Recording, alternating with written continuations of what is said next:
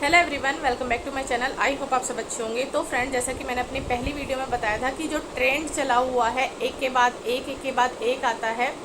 तो अभी जो न्यू ट्रेंड चला हुआ है वो है हस्बैंड वाइफ की लड़ाई, और वो भी उस हस्बैंड से जो कि प्रॉपर वीडियो में दिखता है लट्टू की तरह नाचता हुआ और इतनी ज़्यादा केयरिंग करता हुआ, घर के कामों में हेल्प कराता हुआ, हर चीज़ में हेल्प कराता हुआ, कोई बाउंडेशन नहीं, कुछ नहीं। उस हस्बैंड से लड़ाई वाइफ की। और सबसे ज़्यादा हंसी की बात यहाँ लगती है मुझे कि अपनी वीडियो में प्रॉपर दिखा रहे हैं कि मेरा हस्बैंड इतनी ज़्यादा हेल्प करता है मेरे कामों में, इतनी ज़्यादा मेरी केयर करता है और इतनी ज़्यादा परवाह करता है कि भाई जगह जगह पे वो टाइम पे घुमाने भी ले जाता है। कुछ भी कह दो, आधी रात को भी कुछ भी कह दो, वो करने के लिए तैयार है। तो इशारे पे घूमता है लट्टू की तरह। तो उस हस्बैंड से लड़ाई हो जाती है। तो हंसी की बात ना मुझे यहाँ पे लगती है, और वो भी इतनी भयंकर लड़ाई होती है कि ये माँ के घर चली जाती हैं और अपने हस्बैंड के बारे में सोशल मीडिया पे बैठ के फिर उनकी बुराई करती हैं कि बस अब बर्दाश्त नहीं होता, अब नहीं सहन कर सकती मैं।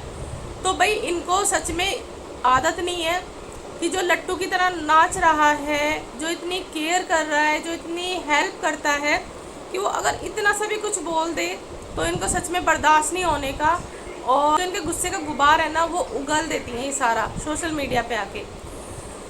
और सबसे ज़्यादा मुझे हंसी की बात यहाँ भी लगती है कि जो इतना ज़्यादा इनको परेशान करता है हस्बैंड, वो कुछ भी नहीं बोलता, और कुछ दिन में फिर से वही प्यार, वही सब कुछ नज़र आता है। यहाँ तक कि घूमने चले जाते हैं ट्रिप पे, तो आप खुद देखिए कि मिली भगत होती है, स्क्रिप्ट लिखी जाती है कि अब हमें ये दिखाना है जनता को, और इतनी सारी बुराइयां तो उस हस्बैंड के लिए की जाती हैं कि जो शादी के बाद से ही तुरंत इनको अलग घर में रखते हैं खुशी खुशी, और कभी भी इनकी खुशी के लिए ना खुद जाते हैं ना इनको लेके जाते हैं। उस हस्बैंड के लिए बातें बोली जाती हैं, यहाँ तक कि उनकी माँ को भी रखते हैं आराम से, बहुत अच्छे से, हर चीज़, हर खुशी वो देते हैं बेटे की तरह। तो उस हस्बैंड के लिए ये चीज़ें बोली जाती हैं। और तो और जब ये गुस्सा होकर अपनी माँ के यहाँ जाती हैं जो कि आसपास में ही रहती हैं, फिर ये बोलती हैं कि मैं आ गई वापस ससुराल। तो आप ये बताइए, जो अलग रह रही हैं, शादी के बाद से ससुराल से अलग रह रही हैं, ये उसको ससुराल बोलती हैं। तो यार ये चीज़ भी ना मैंने सोशल मीडिया पे देखी है नहीं, और इन 2-3 यूट्यूबरों के मुँह से ही सुना है कि अच्छा जो ये शादी से अलग रहती हैं उसको ससुराल बोला जाता है। हमें तो पता ही नहीं था यार, क्योंकि हम तो प्रॉपर्ली ससुराल में ही रहते हैं। तो यहाँ से पता चला मुझे सोशल मीडिया पे कि भाई इसको ससुराल बोलते हैं। तो ये गुरु मैया और जो चेली हैं, ये दोनों का यही काम है कि आपने देखा होगा अभी जो चेली है वो भी अपने मायके गई है और बोलती है कि मैं ससुराल से ही आई हूँ। जब लोगों ने बोला कि आप अपने ससुराल भी जा सकती थी, तो वो बोलती है मैं अपने ससुराल से ही आई हूँ, तो इनको कोई बताओ प्लीज़। तो भाई मुझे ये नहीं समझ आता, जहाँ सास ससुर रहते हैं उसको क्या बोलते हैं, अगर जहाँ ये अकेली अलग रह रही हैं हस्बैंड के साथ खाली, उसको ससुराल बोलते हैं। तो यही हाल जो है गुरु मैया का भी है, वो भी अलग रहती हैं। और अभी जब इनका झगड़ा हुआ तो ये अपनी मम्मी के पास गई और वहाँ से बोलती हैं कि मैं आ गई हूँ अपने ससुराल वापस अपने घर। तो सच में नई नई बातें पता चलती हैं सोशल मीडिया पे इन जैसे लोगों से, जो डेली के व्लॉगर होते हैं ना, इन जैसे लोगों से। जो पहले डेली के व्लॉगर थे ना, जैसे भूमि जी हैं, बहुत अच्छी व्लॉगर हैं, और भी एक दो हैं, तो ये कुछ और ही सिखाती हैं हर वक्त। मतलब इनका जो टाइटल होता है ना वो ससुराल से रिलेटेड या किसी न किसी इसी मुद्दे से रिलेटेड होता है। अभी जो गुरु मैया हैं, आपने देखा होगा उनके व्लॉग में कि उनके हस्बैंड उनको लेने जाते हैं लेकिन वो आती नहीं है और आने से मना कर देती हैं। तो वहाँ पे लोगों ने उनको समझाया कि भाई आप अपने घर जाइए। गुस्सा आपके अंदर नज़र आ रहा था, आपके हस्बैंड तो बिल्कुल नॉर्मल नज़र आ रहे थे, क्योंकि एकदम से ऐसे प्लेट देके और चली जाती हैं गुस्से में अंदर, और फिर वहाँ पे बोलती हैं कि अभी देखा आपने कि मेरे हस्बैंड कितने गुस्से में नज़र आ रहे हैं। तो मैं यूँ ही नहीं कहती ये सब बातें। तो जबकि वो नॉर्मल नज़र आ रहे थे, ये गुस्से में नज़र आ रही थी। कमेंट्स में लोगों ने इस चीज़ को बोला भी।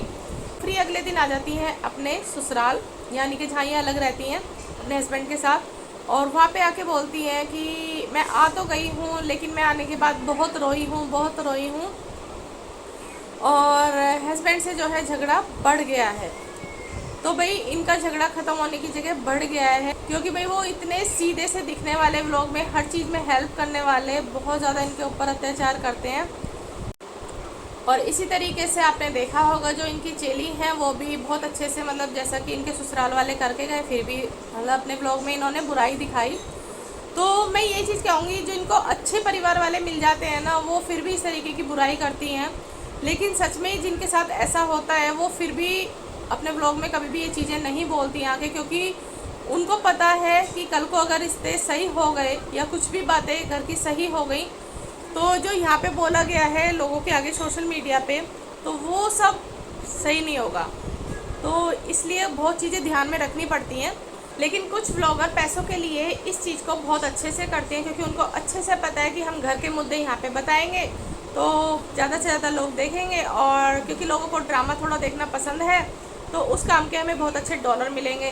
तो जिनका इस तरीके से चलता आ रहा है वो बहुत अच्छे से उस चीज़ को जानती हैं और बहुत अच्छे से ही उस काम को करती हैं। लेकिन जो पब्लिक है, जो सही पब्लिक है, जो जानती है कि भाई यहाँ पे ये झूठ बोल रही है, यहाँ पे ये ड्रामे कर रही हैं, और एक चीज़ को पब्लिक देखेगी, भाई चलो आज देख लिया, कल देख लिया, लेकिन अगर डेली डेली वो सब चीज़ें चल रही हैं तो पब्लिक भी जो है बोर हो जाती है। लेकिन जो उनकी बातें मैं कर रही हूँ, जो चमचागिरी नहीं करते हैं बिल्कुल, जो उनके स्पून नहीं बने रहते हैं, जो सही पब्लिक है, तो जो सही पब्लिक है उन्होंने गुरु मैया को भी बोला और चेली को भी बोला कि भैया बस करो, बहुत हो गया तुम्हारा ड्रामा। अब यहाँ पे साफ साफ नज़र आ रहा है कि तुम यहाँ पे झूठ बोल रही हो, ड्रामे कर रही हो, ये सब नौटंकी है पैसों के लिए। तो गुरु मैया और चेली थोड़ी सी थम गई हैं कि भाई उनको पता चल गया है कि अब ज़्यादा करा तो अनसब्सक्राइब भी कर सकते हैं लोग। क्योंकि जैसा कि चेली ने बोला इस चीज़ को कि भाई मैं मानती हूँ इस चीज़ को कि भाई मैं रोज़ रोज़ बीमारी दिखा रही हूँ, रोज़ रोज़ वही टॉपिक ला रही हूँ, तो व्यूवर्स जो हैं वो थक जाते हैं और बार बार उसी चीज़ को देखना पसंद नहीं करते हैं। तो आप खुद ही देखिए, जब से लोगों ने, जो सही लोग हैं, उन्होंने बोला है, तो चेली ने उस दिन से आज तक बीमारी का नाम नहीं लिया, जबकि डेली दोनों चैनलों पे बीमारी बीमारी बीमारी ये चल रहा था इनका। और वो जानबूझ के चल रहा था, क्योंकि ऐसा लिखने से और ऐसा दिखाने से लोगों की सिंपैथी मिलती है और लोग ज़्यादा से ज़्यादा देखने आते हैं। और वही हाल हुआ गुरु मैया का भी, जब बहुत ज़्यादा हो गया, क्योंकि सब जानते हैं उनके हस्बैंड को, जब बहुत ज़्यादा होता जा रहा था, तो लोगों ने बोला भैया नौटंकी बंद करो, ड्रामे बंद करो, और साफ साफ नज़र आ रहा है कि यहाँ पे तुम झूठ बोल रही हो, ड्रामे कर रही हो।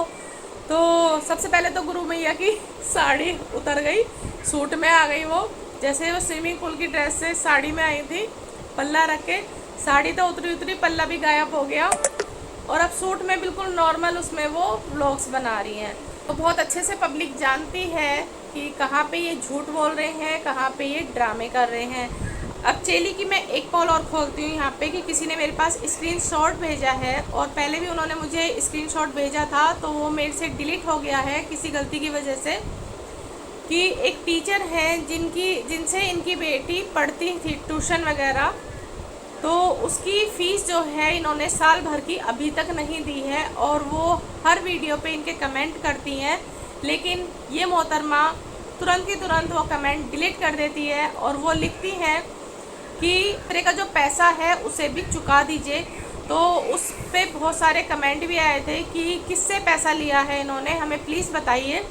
तो उन्होंने, उनकी ईमानदारी देखिए, अच्छाई देखिए, उन्होंने कोई रिप्लाई नहीं करा। और मैं यहाँ पे स्क्रीनशॉट लगा दूँगी, आप खुद ही देख लीजिएगा। जिसने मुझे स्क्रीनशॉट भेजा है, मैं उनका नाम नहीं बताऊँगी यहाँ पे, क्योंकि उन्होंने मुझे मना किया है। और ये वाला कमेंट भी मैडम ने बिल्कुल तुरंत की तुरंत डिलीट कर दिया था। तो उन्होंने दूसरे कमेंट में लिखा हुआ था कि दूसरे के पैसे देने की भी सोच लीजिए, कब से मेरे पैसे मैं मांगे जा रही हूँ। और जो मैं स्क्रीनशॉट लगा रही हूँ आप खुद ही पढ़ लीजिएगा, उसमें लिखा हुआ उन्होंने साफ साफ कि अपनी बेटी की जो 1 साल की फ़ीस अटकी हुई है, ट्यूशन फ़ीस, उसे भी चुका दीजिए। और कब से मैं आपके पास फ़ोन भी करती हूँ, लेकिन आप मेरा फ़ोन पिक नहीं करती हैं। कर लो, आप मेरा फ़ोन तक पिक नहीं करती हैं। और इन्होंने वो कमेंट तुरंत की तुरंत डिलीट कर दिया जिन्होंने मेरे पास भेजा। उन्होंने मुझे बताया कि मैंने ये कमेंट का स्क्रीनशॉट ले लिया था, और इन मैडम ने तुरंत की तुरंत वो कमेंट डिलीट कर दिया। तो आप खुद ही सोचिए, जो इतनी शॉपिंग दिखाती हैं, इतना बड़ा स्टैंडर्ड दिखाती हैं अपना, एक ट्यूशन फीस जो कि साल भर तक की इन्होंने जमा नहीं की है, बहुत ही गलत बात है। आप अपने बच्चे को शिक्षा दे रहे हैं किसी के ज़रिए कि आपका बच्चा अच्छे से अच्छे नंबर ले आए, पढ़ ले, उसे कुछ नॉलेज हो जाए, जबकि कोरोना टाइम में बहुत बच्चों की पढ़ाई जो है वो ख़राब हुई है। तो उस बीच अगर कोई टीचर मेहनत करके आपके बच्चे को पढ़ा रही है तो उसकी ट्यूशन फ़ीस ज़रूर देनी चाहिए, मैं इतना ही बोलूँगी। तो बहुत गलत बात है। और वो टीचर बेचारी कब से इनको कमेंट कर रही है, लेकिन ये तुरंत की तुरंत वो कमेंट डिलीट कर देती हैं। तो भाई इतनी शॉपिंग अगर आप जो दिखाती हैं और इतना स्टैंडर्ड जो दिखाती हैं, अगर आप अपनी थोड़ी शॉपिंग कम कर लेंगी और स्टैंडर्ड पढ़ना कम दिखा देंगी और बच्चे की फ़ीस जो रह रही है वो टीचर की चुका देंगी तो ज़्यादा बेस्ट होगा। क्योंकि आप एक सोशल मीडिया पे हैं और अच्छा नहीं लगता एक टीचर आपको कमेंट कर रही है बार बार।